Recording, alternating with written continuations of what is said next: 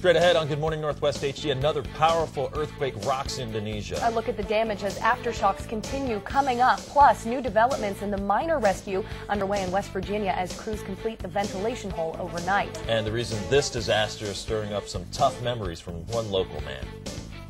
And I'm Eric Loney, live at Spokane International Airport this morning, where St. Luke's wheelchair basketball team is headed off to the national championships.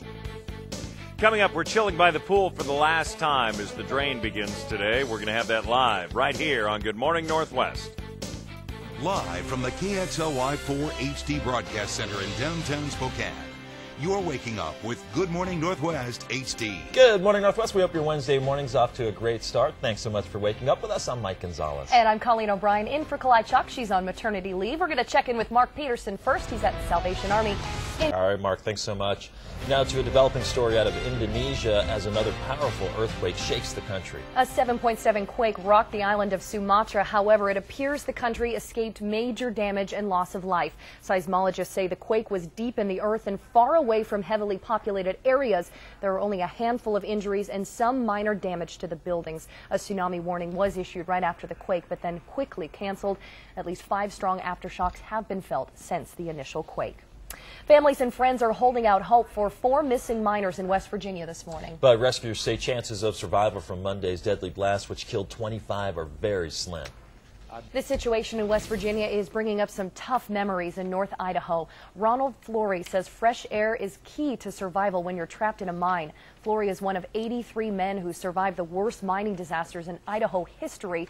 A fire started at the Sunshine Mine in 1972, killing 91 people. 81 were rescued the same day of the fire, but Flory and his partner were trapped in the mine for more than a week.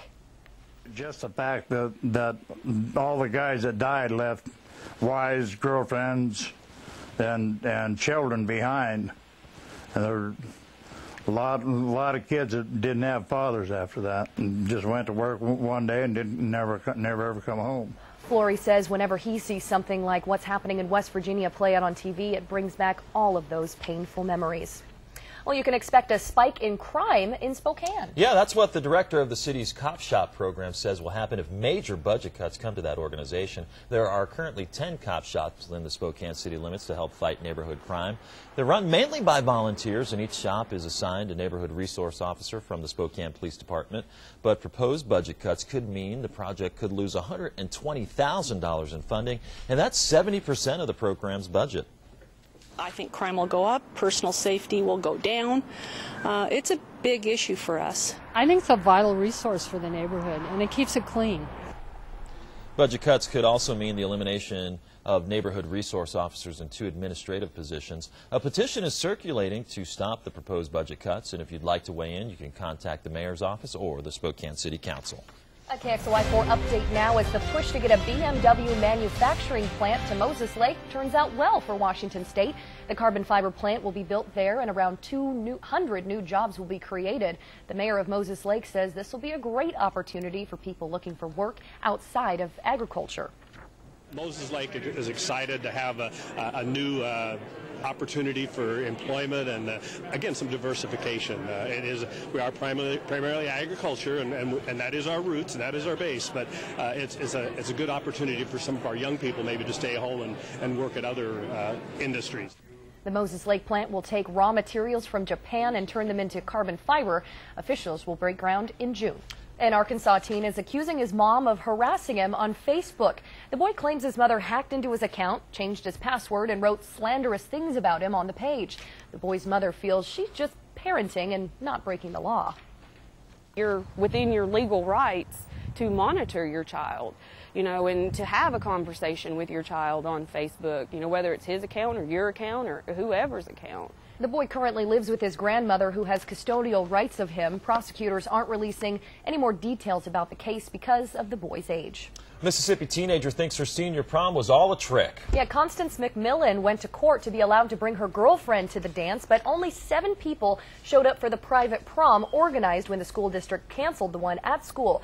The American Civil Liberties Union is suing, saying the private prom was a decoy to keep McMillan from attending another dance at a nearby community center. can't help but smile when you watch this one. Giraffes at the Chicago Zoo are enjoying stretching out their legs. Because of the cold winter weather, giraffes are kept indoors for 5 months. The animals may look slow and awkward, but they can run up to 35 miles an hour. Look at them enjoying they look like they're having fun. Some of Spokane's best basketball players are headed to the national championships. St. Luke's wheelchair team is off to Colorado this morning, and KXLY4's Eric Loney is live at Spokane International Airport with their story. Good morning, Eric. All right, Eric, thanks so much. And those guys are real athletes. I don't know if you've ever seen one up close. I've covered some of those events. And they have the wheelchair games here, too, at the Spokane Arena. They're just amazing. Yeah, it is pretty awesome stuff. Thank you, Derek. Taking a flight is getting more expensive for people who pack carry-on bags. Yeah, a look at the new fees one airline is charging. That's next on Good Morning Northwest HD. Thanks. Families and friends are holding out hope for 4 missing miners in West Virginia this morning. But rescuers say chances of survival from Monday's deadly blast, which killed 25, is very slim. A Texas man who's unhappy with Congress says the only way to make things better is to get rid of everyone. Tim Cox believes he has a better way of deciding who goes to Congress and wants every incumbent booted this November. Cox says he would like to see communities come together, meeting in groups of 10 on the weekends, determining who would represent them in Washington. A Seattle hairstylist is working to spice up the life of her clients and make them a lot healthier, too. They were so gross I couldn't even palate them. In between clippings and colorings, June Jones says she came up with a salt substitute to replace less tasty ones. Her salt-free seasonings are organic, currently available in 8 Seattle area stores. She hopes to stock restaurants and nursing homes next. I've got a soft spot for older people. I want them. It's already bad enough they have to deal with all the issues they have to deal with, much less they have to eat crappy food. June says it took her 6 years of reading recipes and finessing the flavor to get her mock salt ready for sale. This here, packed with salt, KFC introduced its grilled chicken in an effort to make their food more healthy, but it appears their new menu item isn't meant to draw in a health-conscious crowd. It's called the Double Down. It comes out April 12th. Instead of buns, the sandwich is held together by 2 pieces of fried chicken. In the middle, bacon and cheese. The sandwich contains 32 grams of fat, 540 calories, and 1,300 milligrams of sodium. So there's no buns on that thing. You just eat it in the paper? No bread. Well, I guess the breading on the fried chicken, that would. Yeah, or I guess you can cut it. It goes straight to your buns. That's all you got to know about that one. Exactly. Think about that next time you eat it.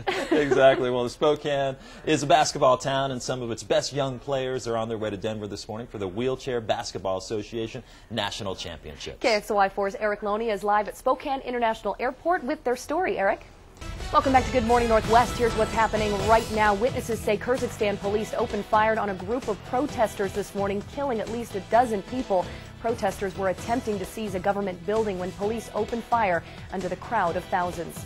Good morning and welcome back to Good Morning Northwest. It's 5:45. An Oregon man says his efforts to go green is helping him live large. Jonathan Carroll's 750-square-foot home is powered by the sun. He drives an electric car. He eats out of his garden year-round, and get this one, breakfast eaters. He even uses his human waste for garden compost. Carroll says his low-impact lifestyle is making a big impact on his bank account. It helped him pay off his mortgage by his 40th birthday. And that's why he's single and does not have a girlfriend. All you have to do is I'm just kidding. All you have to do is use your human waste as compost, and you're in the money. That'll keep him away, Mark Pearson, won't it? Hey, but I paid off my mortgage of my 750-square-foot home. Yeah, there you go.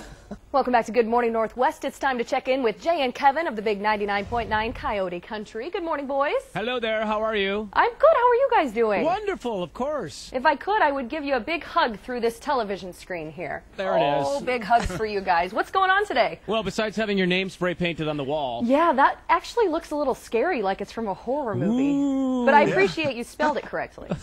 Well, one in a row. We're doing a thing called radio graffiti, so we did that today. But really, we're also doing this thing called the 2-minute topic today. Okay. Now, how long is it going to take? About 2 minutes. Yeah. Very good. Good job.